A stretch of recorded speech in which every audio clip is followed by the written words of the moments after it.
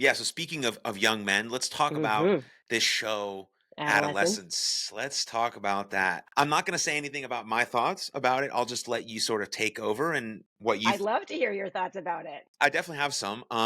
But what do you think about it? About the show in general? Is it depicting something that's important to think about, or what's going on with you there? Let us all remember it is still a TV show, right? So like fundamentally there. I think though that it is highlighting a very important space for young men because there still is, there's a reason for the popularity of people like Andrew Tate. There's a reason for the popularity of this kind of misogynistic space. I think that we, have course corrected in everything being about kind of white men in a lot of ways, but then when we course correct, the people coming up behind that do ultimately feel disenfranchised. Whether or not that's good, bad, correct, incorrect, I'm not judging, but I think, what I hear from a lot of young men is where are we in any of these equations? What's our role? And, for a long time, there is the belief that kind of if you are a white man, that's the end all be all, and you are going to have all of the things. And I think that you have these young men who are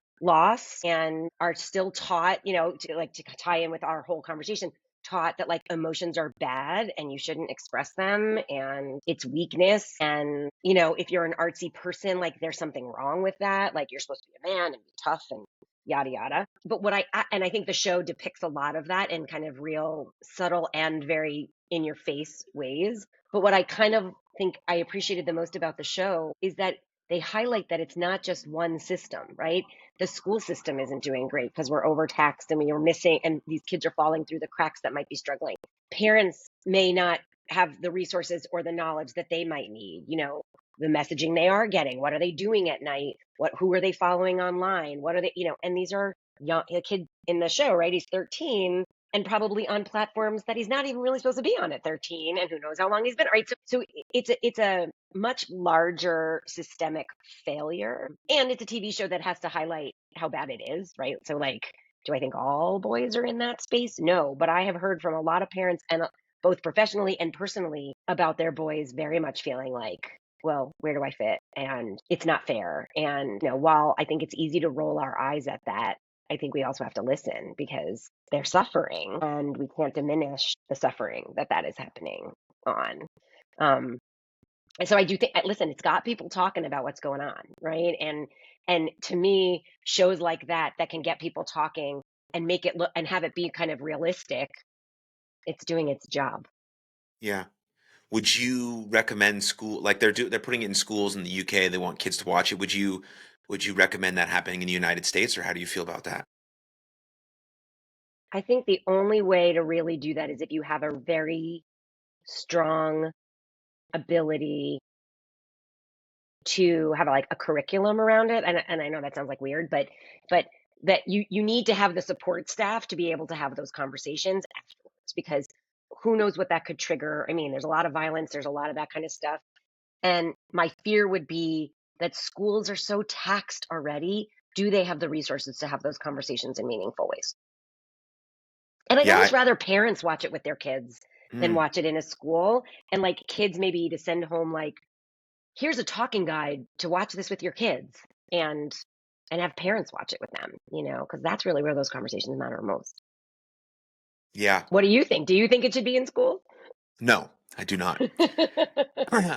Unless exactly what you say happens. Like Hmm. because I just feel like the vibe around it's being treated as some sort of documentary, and it's not real. There are almost zero cases of 13-year-old boys stabbing girls. Like it's a fictional character. Now there is a lot of stabbing violence in the UK. That was the basis of the show, but it originally had nothing to do with the incels and Andrew Tate and all these sorts of things. But since that's such a popular topic, they transitioned to that. And so it's so well shot and so well, like everything about it is just gorgeous that it can be viewed as this like perfectly depicted documentary about someone's real life.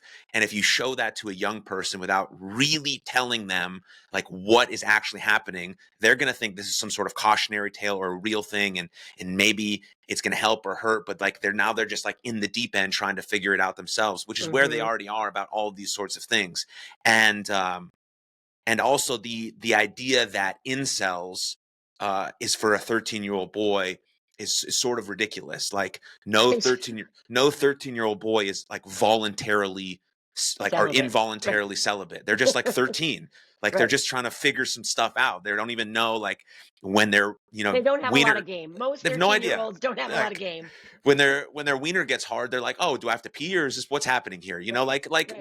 Yep. like maybe now it's a little bit more advanced because pornography is so accessible, which is like another part of this thing about young men that we can touch on. And yeah, Andrew Tate is the absolute most horrific role model that we could ever be propping up ever on planet Earth. He's like Mhm. the most disgusting, whimsical caricature of a real man that I've ever witnessed in my whole life.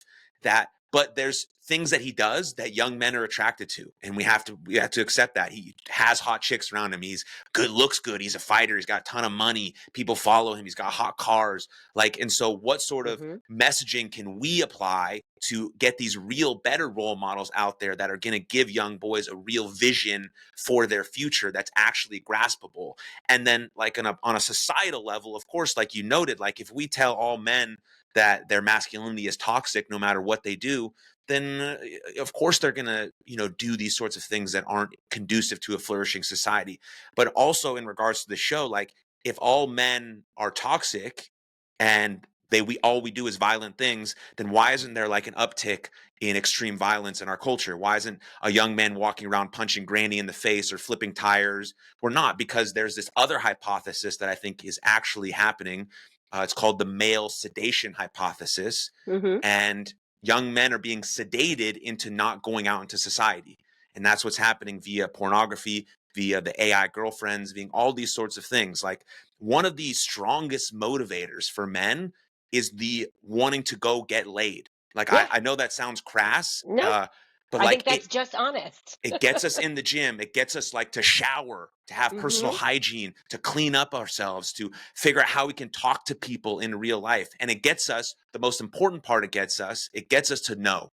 So we understand that we can told no over and over and over and over again, and we're going to be fine. Yep. We just Yep. walk away. Cool, all good. Thanks for the chat. Appreciate you. And then eventually we get the yes, and we apply that to all areas of our life. And so since we can have ultimate access all the time to pornography, um, why would I fucking leave? Like when I was in college, we had access to pornography, but not in the same way that we do now. And I can't imagine if I was a person now. I don't know even if I would have left the house. Like I'm Right. being very honest about it. For Like sure. you're getting Yeah. access to the most beautiful, gorgeous women in the world who will do literally whatever you can think about, Right.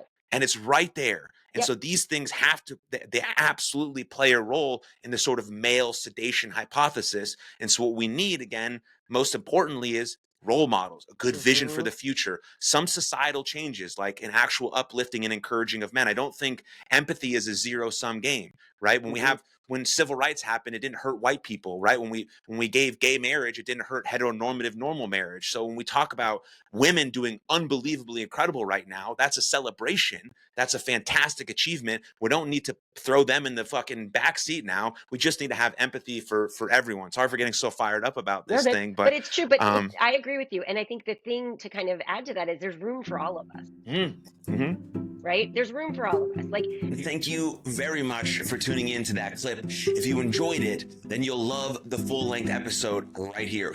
Right here. Click it. Go ahead. Go ahead.